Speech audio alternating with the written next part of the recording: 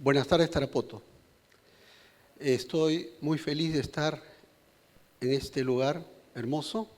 Agradezco a LP Pasión por el Derecho por haber hecho posible mi presencia en este prestigioso evento académico.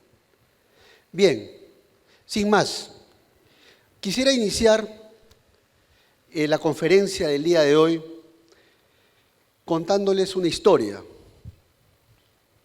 y tiene que ver mucho con el tema que voy a tratar el día de hoy. Se trata de una pareja de enamorados que se conoció, tuvieron un tórrido romance. Durante la primera temporada, como en Netflix, todo era felicidad, todo era alegría, muchos regalos, muchos cumplidos, hasta que pasaron a la segunda temporada y esta pareja rompió. La chica decidió romper con el mozo, con el muchacho, y ya no quería saber nada del muchacho. ¿Qué hizo el muchacho? Despechado, un buen día, sale por los medios de comunicación y comienza a revelar todos los mensajes que intercambiaban, exponiéndolos públicamente. Bien, esta historia un poco les comento a propósito de la revelación que hizo esta chica, que hizo el mozo sobre los mensajes de WhatsApp que intercambiaban ambos. Quisiera empezar citando el artículo 164 del Código Penal, que trata acerca del delito de publicación indebida de correspondencia. ¿Qué es lo que dice este artículo? El que publica indebidamente una correspondencia epistolar o telegráfica no destinada a la publicidad, aunque le haya sido dirigida, será reprimido si el hecho causa algún perjuicio a otro. Es la revelación pública de la correspondencia epistolar o telegráfica. Pregunta a propósito de esta historia. El revelar los mensajes de WhatsApp, las imágenes de WhatsApp, ¿cae o no dentro de ese tipo penal? Porque habla tan solo la revelación de la correspondencia epistolar o telegráfica. No dice más. Tenemos aquí un problema entonces. ¿Cómo solucionamos este problema? Tenemos un caso entre manos. Yo recuerdo, en una oportunidad viajé para hacer una pasantía a la Corte de Apelaciones de Arica y fuimos recibidos por el administrador de esa corte. Por cierto, en Arica ustedes saben muy bien que se viene aplicando el sistema acusatorio adversarial. Y vaya que ya nos llevan bastante ventaja en ello. Pues bien, en esa oportunidad que se hizo esta pasantía, uno de los asistentes a la pasantía le preguntó, ¿cómo hacemos para resolver aquellos casos que no están normados por las leyes penales? ¿Cómo hacemos para resolver los casos difíciles? Lo paradójico de esta anécdota era que un abogado, un magistrado, le hacía esa pregunta ¿a quién? A un administrador que no era abogado. ¿Y saben lo que respondió este administrador y que me dejó totalmente perplejo en esa oportunidad? Dijo lo siguiente: si no encuentras normas jurídicas para resolver los casos concretos, simplemente recurre a los principios del derecho penal. Pues bien, el día de hoy les voy a hablar acerca de los principios del derecho penal. Por cierto, para poder hablar de los principios del derecho penal, hay que combinar conocimientos que vienen tanto de la filosofía del derecho como de la dogmática penal, para poder tener un conocimiento teórico profundo sobre la materia. ¿Qué duda cabe que los principios del derecho penal nos van a ayudar a resolver casos concretos, nos van a ayudar a resolver casos difíciles, allí donde no sepamos por dónde ir? Pues bien, antes de empezar a tratar sobre los principios del derecho penal, por cierto, son varios, voy a tratar de abordar los más importantes. Quisiera plantear un problema jurídico a propósito de los principios del derecho penal.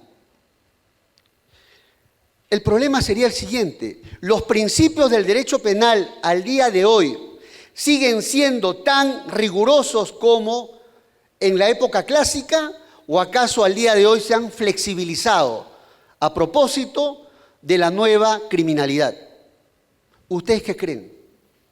¿Que debemos seguir con el mismo contenido sobre los principios del derecho penal, o acaso debemos dotarle de un nuevo contenido que responda a la nueva forma de criminalidad organizada, por ejemplo? Pues bien, esa es la problemática que voy a trabajar el día de hoy. Antes de ello, para hablar de los principios del derecho penal, hay que tener en cuenta lo siguiente. La palabra principio viene del griego argé, que quiere decir fundamento o cimiento de un determinado sistema. Pues bien, cuando hablamos de los principios del derecho penal, estamos haciendo alusión a los elementos esenciales y constitutivos de donde proviene el jus puniendi, es decir, el derecho que tiene el Estado para castigar a las personas. No olvidemos todos de que el derecho penal se activa a través del jus puniendi y se convierte en una maquinaria para castigar a las personas cuando han cometido delito. La idea, entonces, para entender a los principios del derecho penal es tener en claro cuáles son esos fundamentos y de qué manera le ponemos límites a ese poder de castigar que tiene el Estado. De eso va a tratar la presente ponencia. Bien, voy a enumerar cuáles son los principios más importantes del derecho penal. Ustedes lo saben mucho más que yo. Yo voy a proceder a enumerarlos y a continuación voy a trabajar 2 o 3 principios que me parecen importantes. Voy a presentarles el contenido, pero sobre todo lo que me interesa es compartir con ustedes casos prácticos, porque nada mejor que recurrir a los casos prácticos, a la casuística, para entender una determinada institución jurídica. Bien, ¿cuáles son los principales principios del derecho penal? Tenemos el principio de exclusiva protección de bienes jurídicos, es decir, toda norma jurídico-penal que tipifica un delito, en rigor protege un determinado bien jurídico. Tenemos también el principio de lesividad, según el cual para castigar a un delito se requiere de que ese comportamiento delictuoso haya puesto en peligro o haya causado perjuicio a los bienes jurídicos, como la vida, la salud, el orden público, el correcto funcionamiento de la administración pública, entre otros delitos. También tenemos el principio de ultima ratio. ¿Qué cosa quiere decir esto?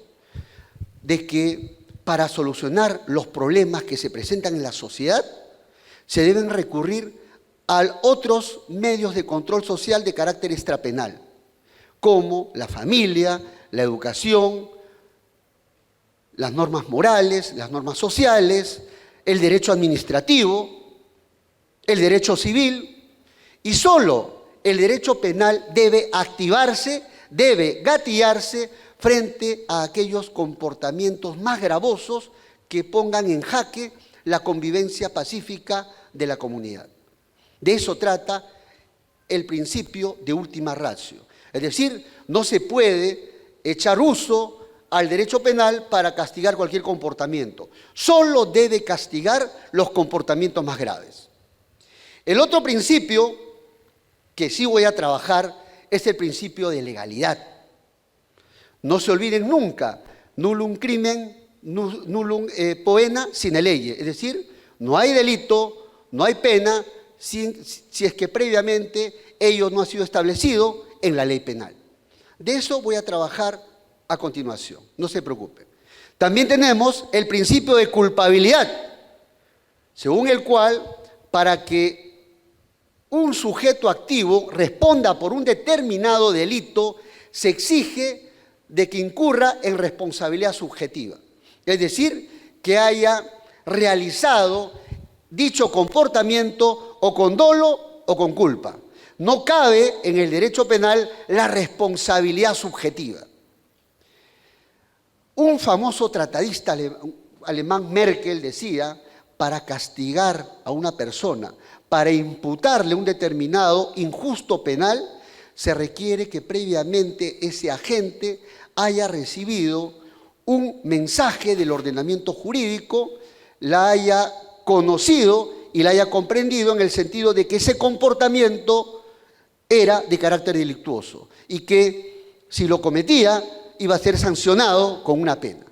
Es lo que se llama la motivación de las normas penales, que tiene que ver con la función de la pena referida a la prevención general, que busca coaccionar a las personas para que no cometan delitos. Y si lo hacen, van a ser pasibles de una determinada sanción penal. Tenemos también el principio de proporcionalidad, según el cual el nivel de castigo que se le va a atribuir a la gente que ha cometido el comportamiento delictuoso debe ser proporcional a la conducta que ha cometido. Es decir, el castigo, el nivel de castigo o la intensidad de castigo debe estar en función al grado de culpabilidad que habría desplegado el sujeto activo cuando ha cometido el delito. Ni más ni menos, sino lo que le corresponde. Es lo que se llama el merecimiento de la pena. Bien, tan solo he presentado los principios del derecho penal. Bien, a continuación voy a trabajar 2 o 3 principios y quisiera trabajarlos de una manera más o menos amplia para que ustedes puedan entender el contenido básico de cada uno de ellos. Voy a abordar en primer término el principio de legalidad. Vamos a la historia, señores. Siempre es bueno conocer la historia.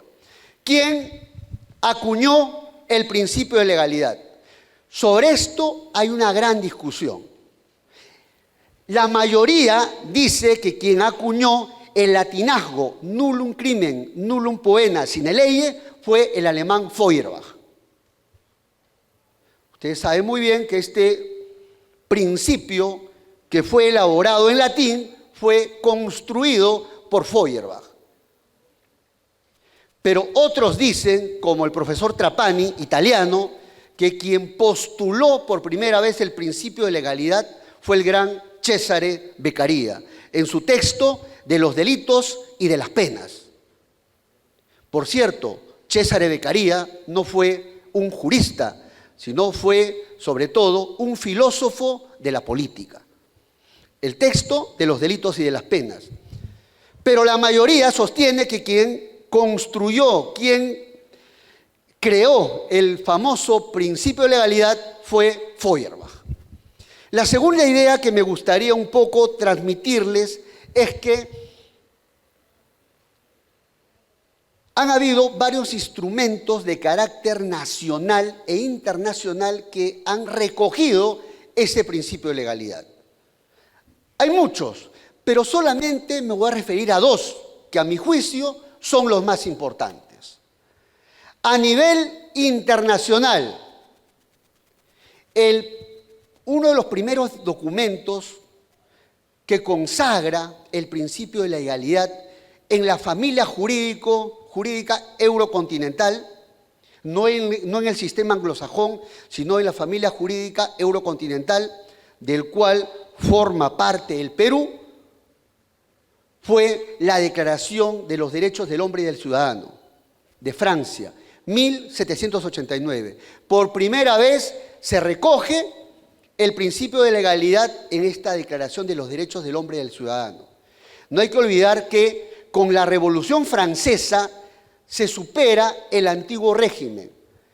Antes de la Revolución Francesa, los monarcas, la realeza, la nobleza castigaba a los súbditos simplemente en función a su voluntad. Y muchas veces le atribuían comportamientos que se creaban en el momento. Pero a partir de la Revolución Francesa se acuña el principio de legalidad. Y a partir de ahí comienza a surgir un gran movimiento que se llama la codificación. Por eso que viene la codificación del Código Napoleónico de 1804. ¿Qué es lo que trajo la modernidad a partir de la Revolución Francesa? Que se pase del antiguo régimen a la modernidad. Y una de las conquistas de la Revolución Francesa fue precisamente el principio de legalidad, según el cual ya no se podía ni sancionar ni considerar como delito aquello que no haya sido previamente establecido en la ley. Por eso se acuña este principio de legalidad. Concretamente, esto fue consagrado en el artículo 8 de esta Declaración de los Derechos del Hombre y del Ciudadano. Nadie puede ser penado sino en virtud de una ley establecida y promulgada anteriormente al delito. Es decir, lo que va a definir al delito tiene que ser una ley en sentido formal. Y lo segundo, que previamente haya sido establecida. Es decir, tú no puedes sancionar un comportamiento delictuoso que no haya sido prevista como tal por una ley anterior. A nivel nacional, esto se recoge con mayor claridad en la Constitución de 1979, concretamente en el artículo 2, numeral 20, literal D, de la Constitución Política del Perú, según el cual se dijo: nadie será procesado ni condenado por acto u omisión que al tiempo de cometerse no esté previamente calificado en la ley de manera expresa e inequívoca como infracción punible, ni sancionado por pena no prevista en la ley. ¿Qué cosa es lo que se desprende de este texto constitucional de 1979? De que el comportamiento delictuoso o el comportamiento humano considerado delito previamente ha debido ser definido como tal en la ley penal. Otro componente es que esa definición haya sido delimitada de manera expresa e inequívoca. Es lo que tiene que ver con el concepto de taxatividad. La definición de un comportamiento como delito no puede ser ambigua, no puede ser oscura, sino tiene que ser, como lo dijo la Constitución de 1979, clara e inequívoca, para que de esa manera el ciudadano de a pie pueda tener conocimiento sobre qué comportamientos son delictuosos, para poder guiar su conducta a ese patrón. Bien, vamos a los fundamentos, señores. ¿Cuáles son los fundamentos del principio de legalidad? Aquí tenemos tres tendencias. La primera tendencia fue elaborada por Feuerbach. ¿Qué dijo Feuerbach? ¿Para qué sirve el principio de legalidad? Y dijo: cumple dos funciones.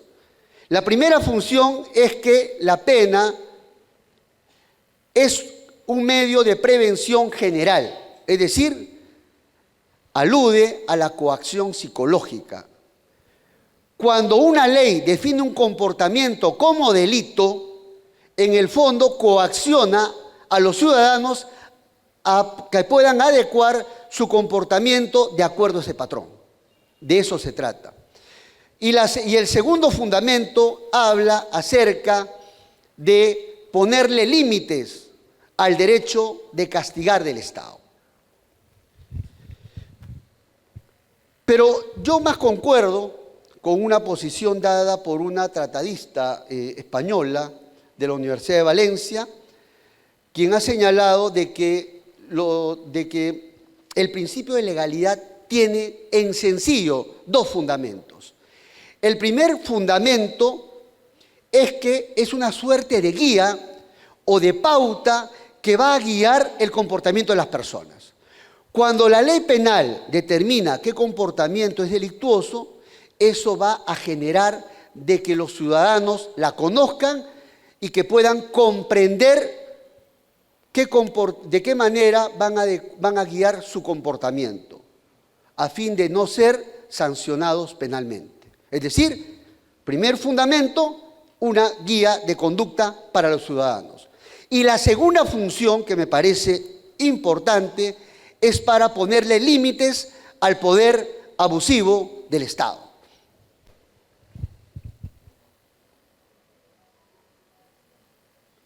Bien, vamos entonces ahora al contenido, porque quiero aterrizar sobre todo en dos casos prácticos y polémicos que se han presentado a propósito del principio de legalidad. Pero vamos primero al contenido. Primer contenido del principio de legalidad: no hay delito, no hay pena sin ley cierta. ¿Esto qué cosa quiere decir? Que la ley penal, cuando establezca qué comportamiento es delictuoso o no, debe redactar de la manera más exacta posible los actos incriminados, es decir, el comportamiento delictuoso, y también la sanción. Ese es el primer contenido del principio de legalidad. Tiene que ver ¿con qué? Con la taxatividad, es decir, la definición del comportamiento prohibido y de la sanción tiene que ser clara e inequívoca, para que el ciudadano de a pie pueda comprenderla fácilmente. ¿Qué es lo que se deduce de este principio o de esta idea? Lo primero, no hay delito, no hay pena sin ley escrita. La ley penal que define los comportamientos como delito y define también las penas, tiene que estar escrita, tiene que ser una ley escrita. Segunda deducción de esta idea: no hay delito, no hay pena sin ley precisa, es decir, debe haber una definición exacta del comportamiento delictuoso. Ese es el contenido clásico del principio de legalidad. Tercer contenido: no hay delito, no hay pena sin ley estricta. La única fuente del derecho viene a ser el juez. El juez solamente tiene que aplicar el contenido que se extrae de la ley penal. No puede crear de manera analógica comportamientos delictuosos. Por eso que en materia de derecho penal está prohibido ¿qué? La analogía y la interpretación extensiva. No hay que olvidar que hay un viejo principio en el derecho penal. Las normas que restringen derechos o establecen prohibiciones tienen que ir sobre todo bajo una interpretación restrictiva.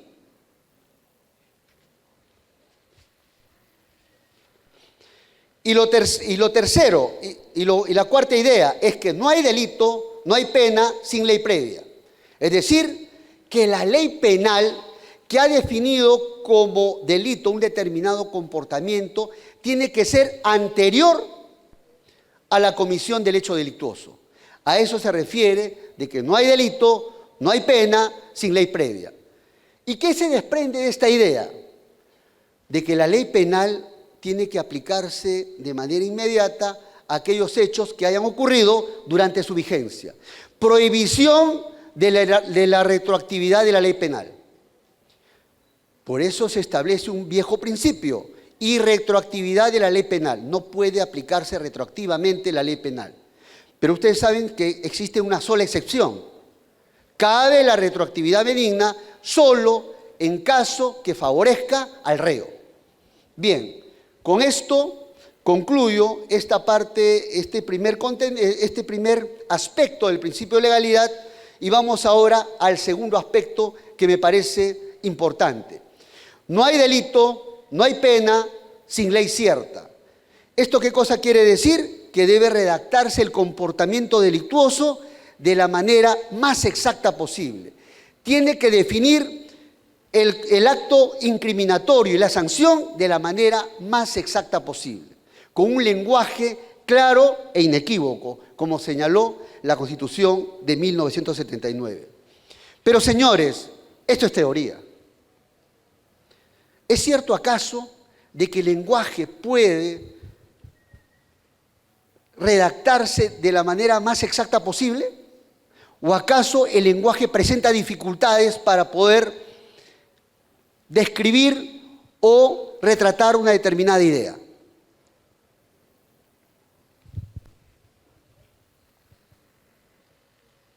Pues bien, justamente los teóricos del derecho han advertido de que efectivamente el principio de legalidad presenta muchas dificultades.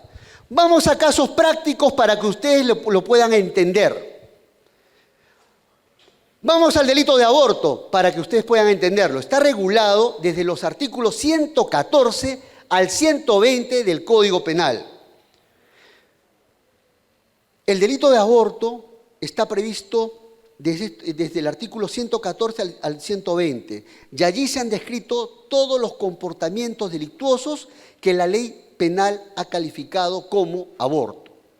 ¿Y saben lo que dice la ley penal sobre el delito de aborto? Simplemente dice lo siguiente: el que causa aborto. Es lo único que dice, el que causa aborto. Es decir, pero el defecto que se presenta en esa redacción es que no se ha determinado cuáles son los comportamientos que calificarían como causar aborto. Es como si tú vas a definir el delito de aborto y simplemente cuando lo defines vuelves a utilizar el mismo término, el que causa aborto, sin precisar, sin especificar en qué consisten los comportamientos específicos de causar aborto. ¿Se dan cuenta? Una primera dificultad respecto al principio de legalidad, de que no se describe el delito. Una segunda dificultad, el empleo de fórmulas generales. Por ejemplo, el que practica un acto a propósito del delito de traición a la patria. No define comportamientos específicos de traición a la patria. Simplemente lo único que utiliza la norma penal es un formulismo general en el sentido de que el que practica un acto que va a ir en la línea de la traición a la patria, pero no describe los comportamientos específicos.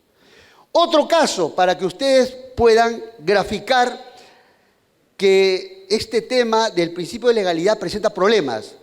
Muchas veces las normas penales en su redacción emplean términos vagos. Por ejemplo, el artículo 16 del Código Penal ha regulado la tentativa de los delitos. Y se señala de que esta forma imperfecta de ejecución de la ley penal, esto es la tentativa, si se produce, en esos supuestos el juez debe disminuir prudencialmente la pena. Es lo único que dice, es decir, la disminución prudencial de la pena. Pero este es un término vago, porque no ha precisado si esa disminución prudencial de la pena va a ser dentro del mínimo y máximo legal o si puede ser debajo del mínimo legal.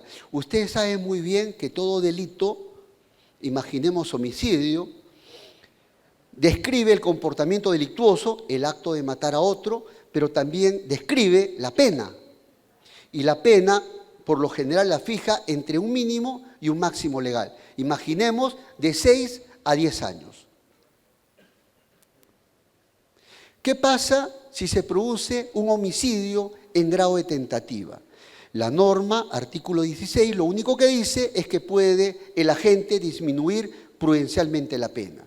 Pero el empleo de esta redacción es una redacción vaga, es una redacción oscura, porque no se sabe, cuando se habla de la reducción prudencial de la pena, si esta reducción va a ser entre el mínimo y el máximo, ¿O es que acaso la reducción también puede aplicarse por debajo del mínimo legal? ¿Se dan cuenta que es importante tener en cuenta el contenido del principio de legalidad? Bien, vamos ahora a lo que me interesa. ¿Cuál es la problemática que se ha presentado a propósito del principio de legalidad? ¿Cuál es la problemática que se ha presentado a propósito del principio de legalidad? Sobre esto hay que decir que hay dos tipos de problemas que se han presentado y se presentan en la vida diaria a propósito del principio de legalidad y que lo pueden ver en el día a día los operadores de justicia, léase jueces, fiscales y abogados. El primer problema, ¿cuál es? Es que se ha detectado de que la ley penal es deficiente a la hora de orientar conductas, a la hora de definir los comportamientos delictuosos. Es deficiente, precisamente por los defectos en la redacción del comportamiento delictuoso, porque no se utiliza un lenguaje claro e inequívoco. Y la segunda problemática es que es deficiente, digamos, se ha advertido la deficiencia a la hora en que la ley penal nos va a proteger de los abusos del ius puniendi.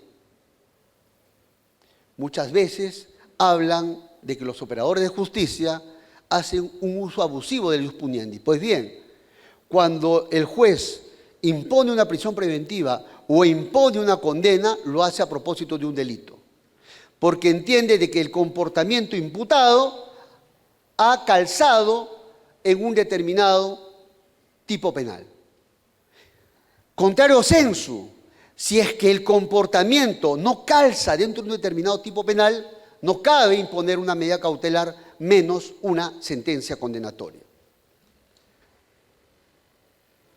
Bien, a propósito del principio del principio de legalidad, existe toda una problemática y no me voy a extender ya más sobre esto. Simplemente les voy a recomendar quien ha descrito mejor este problema sobre la problemática del principio de legalidad y sus deficiencias que hoy en día han sido puestas en tela de juicio, es Jürgen Habermas. Tiene un texto que se llama Facticidad y Validez. Bien, vamos a casos prácticos ahora. He seleccionado dos casos que me gustaría compartir con ustedes a propósito del principio de legalidad. El primer caso que quisiera compartir con ustedes tiene que ver con el caso Barrios Altos y La Cantuta. ¿Se acuerdan ustedes? El caso de la condena al expresidente Alberto Fujimori. Bien, ¿qué es lo que ocurrió? Un poco voy a hacer un recuento de los hechos. La Sala Penal Especial, integrada por San Martín, condenó a Alberto Fujimori por los delitos de homicidio calificado y lesiones graves, por la matanza de Barrios Altos y La Cantuta. Pero además, cuando le impone sentencia condenatoria por estos delitos, adicionalmente, la Sala Penal Especial consideró que esos comportamientos delictivos de asesinato y de lesiones graves calificarían como delitos de lesa humanidad. Es decir, le agregó ese aditivo de calificar como delitos de lesa humanidad. ¿Qué ocurrió? ¿Cuáles fueron los fundamentos por el cual la Sala de San Martín consideró? Gracias.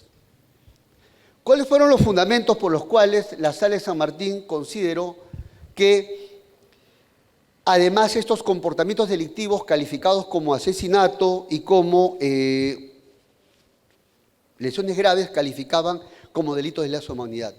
Dio cuatro fundamentos. Oído a la música.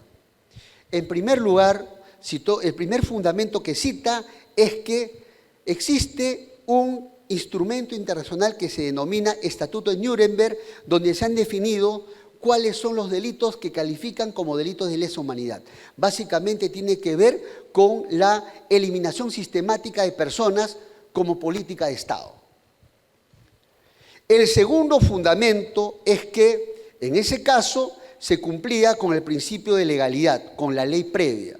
¿Por qué razón? Porque el Estatuto de Nuremberg fue un estatuto que se dio con anterioridad a la comisión de los hechos delictivos de la matanza de Barrios Altos y la Cantuta. Por lo tanto, se cumplía con el principio de legalidad, concretamente en su faceta de ley previa. El tercer fundamento es que se consideró que la matanza de Barrios Altos y la Cantuta no solamente fue la simple comisión de asesinato y de lesiones graves, sino que fue un acto de política de Estado que de manera sistemática se había implementado en el gobierno para eliminar subversivos. Y por eso se calificó a este comportamiento como una violación gravísima a los derechos humanos. Y como era una violación tan grosera a los derechos humanos, se entiende de que quien lo habría cometido estaba en la posibilidad de prever de que eso era un grave atentado contra los derechos humanos. Y el cuarto fundamento que dio la Sala de San Martín es que precisamente estos delitos calificó como delitos de lesa humanidad porque se entiende que estos delitos se habrían cometido como una política de Estado para eliminar a gente de los grupos subversivos. ¿Dónde se presenta el problema? Y les cuento el problema. El problema se presenta cuando el abogado Nakazaki, quien era abogado de Alberto Fujimori en ese caso, plantea recurso de nulidad.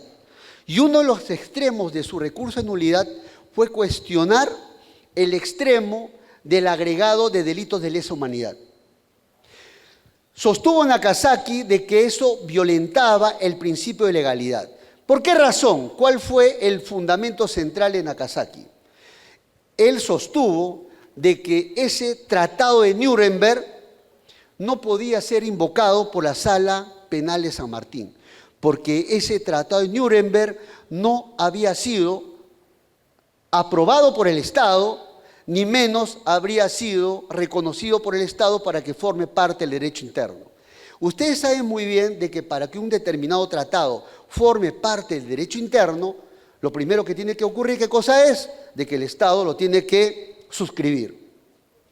Y lo segundo, tiene que seguirse el procedimiento legal para incorporar a ese tratado dentro de la normativa interna. ¿Y cómo lo hace? A través de un documento que se llama resolución legislativa, para incorporar al tratado dentro del esquema del derecho interno. ¿Pero qué ocurrió en este caso? El Estatuto de Nuremberg no había sido aprobado por el Estado peruano, menos había sido reconocido por el Estado peruano. Por lo tanto, lo que dijo Nakazaki fue lo siguiente: la Sala en ningún momento podía aplicar este agregado de delitos de lesa humanidad por la sencilla razón de que ese agregado que venía del Estatuto de Nuremberg no había sido aprobado ni menos reconocido por el Estado peruano como parte del derecho interno. Eso fue lo que sustentó Nakazaki. Al final, ¿cómo acabó la historia? Solamente para contarles. Entonces, ¿cómo acabó la historia? Bueno, la superior también confirma, la Sala Suprema o la Corte Suprema confirma este fallo de la sentencia condenatoria, también con el agregado de ser delito de lesa humanidad. Entonces, aquí, ¿cuál fuera la problemática que se había planteado, señores? La problemática que se planteó, en sencillo, fue que se habría violentado el principio de legalidad al aplicarse un tratado, el Tratado de Nuremberg, que definía los delitos de lesa humanidad, cuando este tratado no había sido suscrito ni incorporado dentro del derecho interno por el Estado peruano. Sin embargo, frente a esto, hay algunos doctrinarios que consideran de que eso es válido, de que a pesar de que el Estado no lo haya aprobado, de que a pesar de que el Estado peruano no lo haya incorporado dentro del derecho interno, es posible de que los jueces la puedan aplicar en los casos concretos, como sería el caso de Fujimori.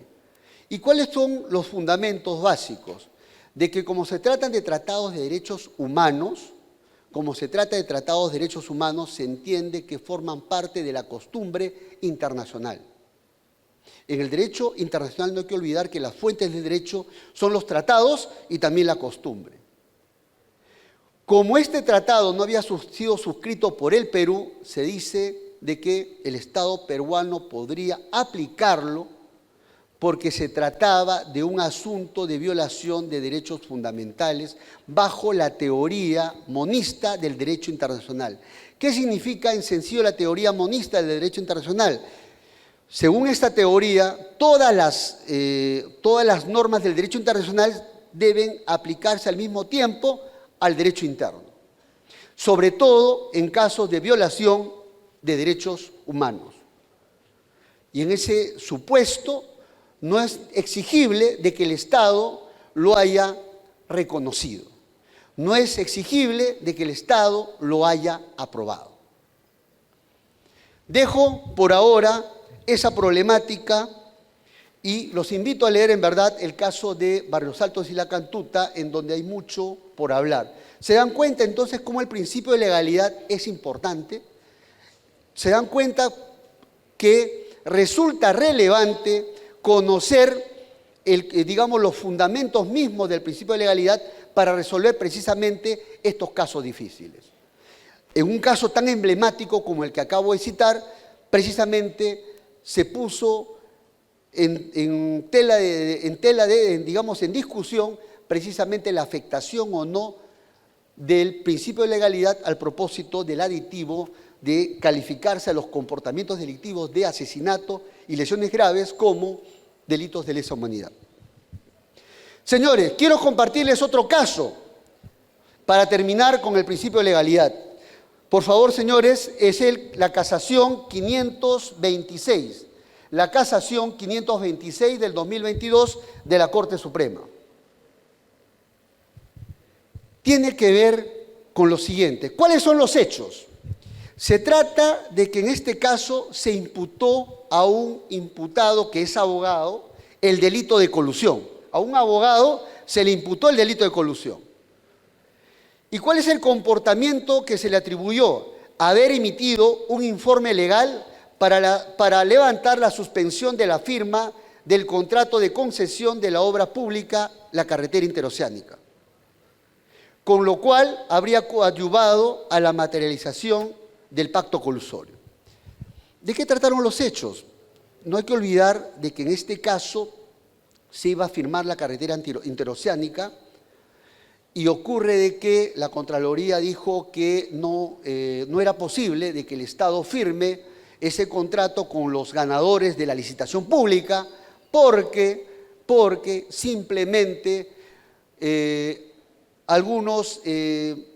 una determinada persona jurídica que formaba parte del consorcio tenía un proceso con el Estado. Y uno de los impedimentos para contratar con el Estado es que tenga procesos con el Estado. Para levantar esa suspensión se solicitó informe a un letrado respecto a si eso iba a suspender o no la firma del contrato de concesión. Y al final se le pidió un informe legal a este abogado y el abogado dijo que no había ningún problema, porque básicamente el consorcio ganador era distinto a una de las empresas que formaban parte del consorcio. El que estaba impedido precisamente era una de las empresas que formaba parte del consorcio, pero no el consorcio en sí mismo. Al final, ¿qué es lo que ocurrió? La defensa técnica planteó la excepción de improcedencia de acción. ¿En qué consiste la excepción de improcedencia de acción? La excepción de improcedencia de acción se deduce cuando el hecho imputado no constituye delito. Lo que se consideró en su momento, lo que articuló la defensa en su momento, es que ese comportamiento del abogado, a la luz de la teoría de la imputación objetiva, era un comportamiento neutral, era un comportamiento estereotipado, era un comportamiento inocuo y que no tenía nada que ver con el pacto colusorio. Y por eso no se le podía responsabilizar al abogado. Es más, la defensa dice que la opinión de un abogado no es vinculante y además no fue un aporte esencial para configurar el pacto colusorio. ¿Qué dijo la Suprema, señores? ¿Qué dijo la Suprema? La Suprema dijo lo siguiente: declaró fundada la excepción de improcedencia de acción. Y para explicárselos en términos fáciles, ¿por qué declaró fundada? No hay que olvidar de que el delito de colusión tiene dos componentes. El pacto colusorio, por un lado, es decir, el encuentro entre el funcionario público y el empresario a quien va a favorecer en un proceso de licitación, y por otro lado, el perjuicio patrimonial. Es decir, tiene dos componentes: pacto colusorio y perjuicio patrimonial. Tienen que estar los dos elementos para que se configure el delito de colusión. Pues bien, la Suprema dijo que el comportamiento que se le había atribuido a este imputado abogado era atípico. ¿Y por qué dijo que era atípico?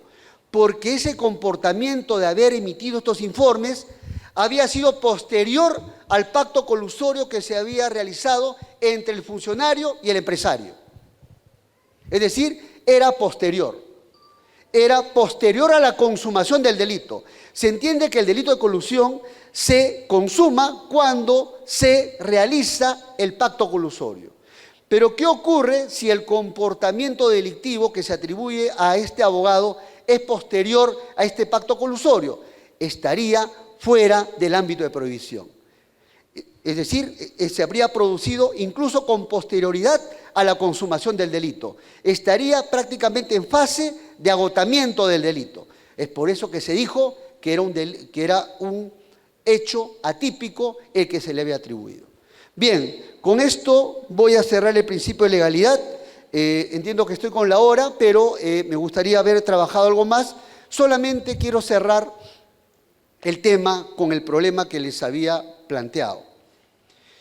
Bien, considero yo que los principios del derecho penal hoy en día han entrado en franca revisión a la luz de las nuevas formas de criminalidad. El principio de legalidad tiene problemas. Tiene problemas, por ejemplo, hemos visto que en el caso de Barrios Altos, a pesar de que el Tratado de Nuremberg no formaba parte del derecho interno, se terminó aplicando al caso Fujimori.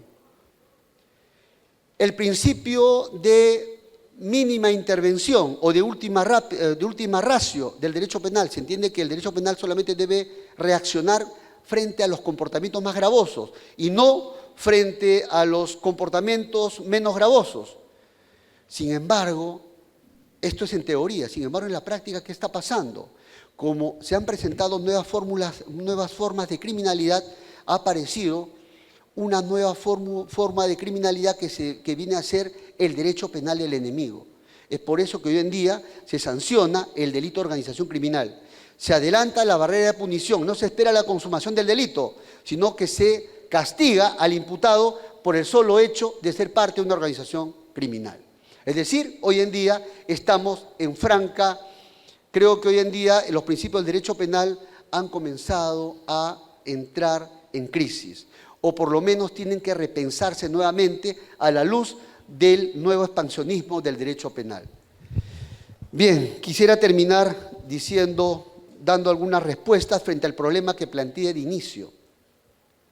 ¿Se dan cuenta de que a propósito del ejemplo que puse, el principio de legalidad es importante?